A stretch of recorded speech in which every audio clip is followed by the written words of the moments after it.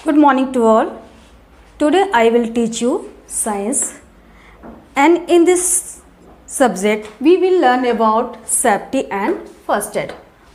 तो आज हम सेफ्टी एंड फर्स्ट एड के बारे में पढ़ेंगे कि सेफ्टी क्या होता है और हमें क्या क्या फर्स्ट एड देना चाहिए।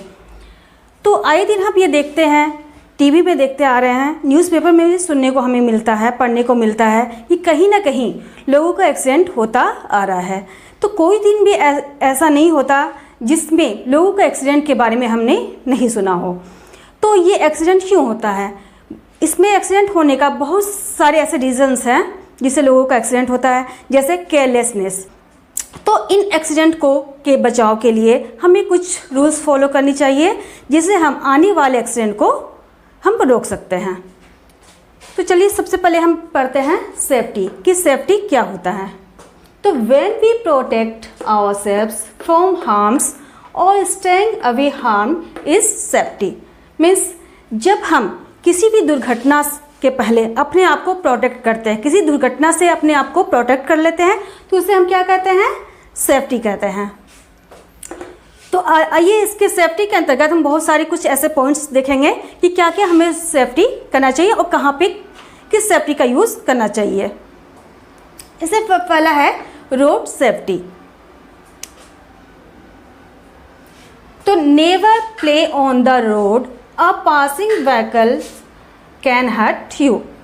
अब हमें रोड पे कभी भी नहीं खेलना चाहिए। क्यों? क्योंकि आने जाने वाले जो व्हीकल्स होते हैं वो आपको नुकसान पहुंचा सकते हैं। सेकंड है यूजिंग अ सबवे और pathway is the one of the safety of crossing the road.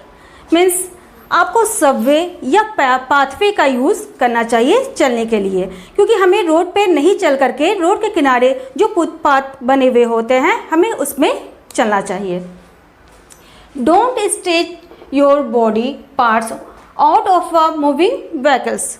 जब कोई व्हीकल्स यानी कि जब भी आप कभी गाड़ी पे सवार होते हो तो कभी भी गाड़ी के विंडो से आपको अपने बॉडी पार्ट्स को नहीं निकालना चाहिए। क्या होता है कि जब आए दिन हम देखते हैं कि बच्चे क्या करते हैं, खिड़की के पास बैठते हैं और अब खिड़की से वो क्या करते हैं, अपने शरीर को, अपने सर को या अपने हाथ को वो बाहर निकाल लेते हैं। तो ये चीज़ उन्हें नहीं करना चाहिए। क्यों?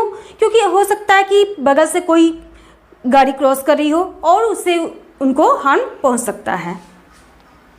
It is safer to cross the road using zebra crossing.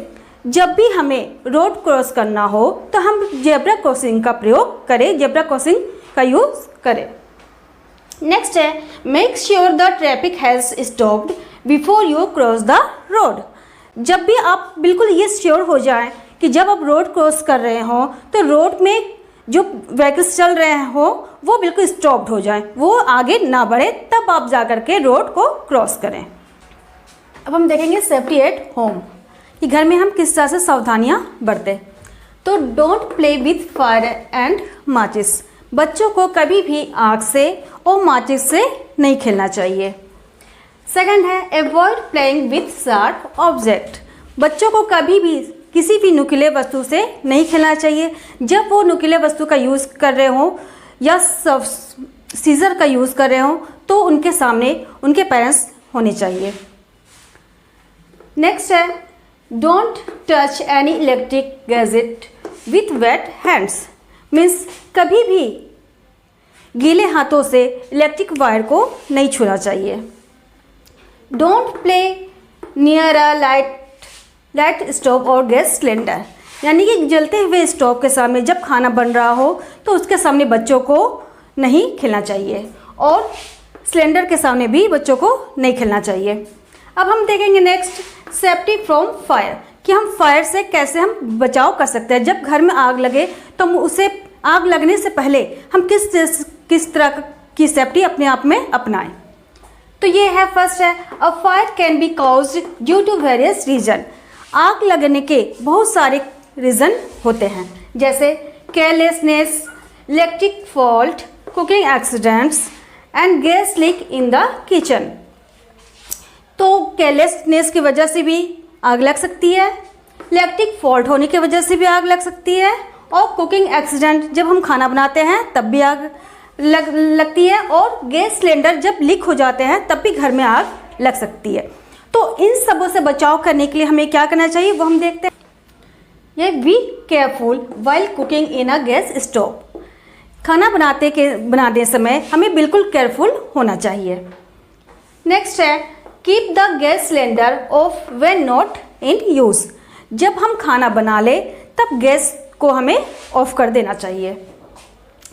Check the electric wiring regularly.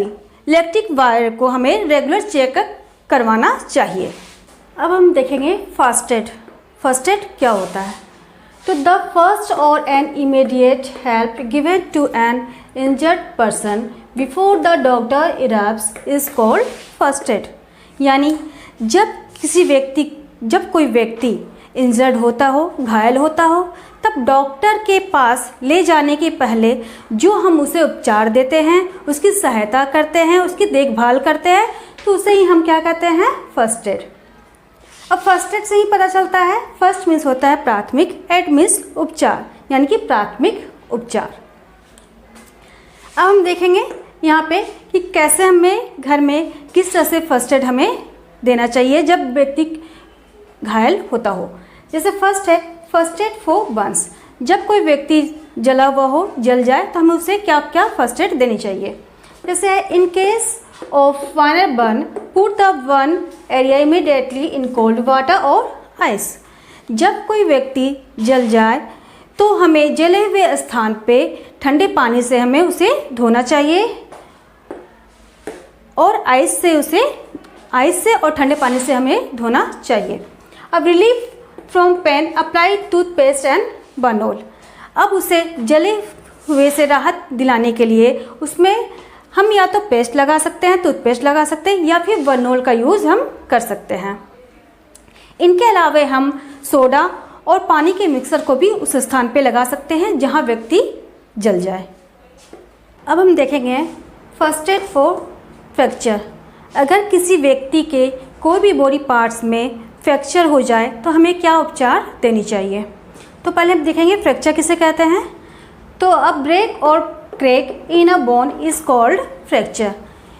व्यक्तियों के हड्डियों में दरार आना या टूटना फ्रैक्चर कहलाता है। अब हम देखेंगे क्या क्या हम उपचार दे सकते हैं। तो if you think a bone is broken do not move the part of body. अगर आप सोच रहे हो कि किसी भी व्यक्ति के किसी भी बॉडी पार्ट्स में फ्रैक्चर हुआ हो तो आप उस स्थान को बिल्कुल भी मूवमेंट ना कराएं, बिल्कुल उससे आराम से किसी जगह पे लेटा दें। अब use an ice pack on affected area. अब जिस जगह पे फ्रैक्चर हुआ है उस जगह पे हमें आइस पैक का यूज़ करना चाहिए और फिर इसके बाद हमें इमीडिएटली हॉस्पिटल उसे ले जाना चाहिए। अब ये चीज़ है, अब इससे ये अगर सेफ्टी रूल का फॉलो करें तो हम अपने जीवन में आने वाले दुर्घटना से कुछ हद तक बचाव कर सकते हैं और हमें फर्स्ट एड की सही जानकारियाँ होनी चाहिए ताकि हम किसी भी इंजर्ड व्यक्ति को फर्स्ट एड दे सकें। ठीक है, ओके, थैंक यू।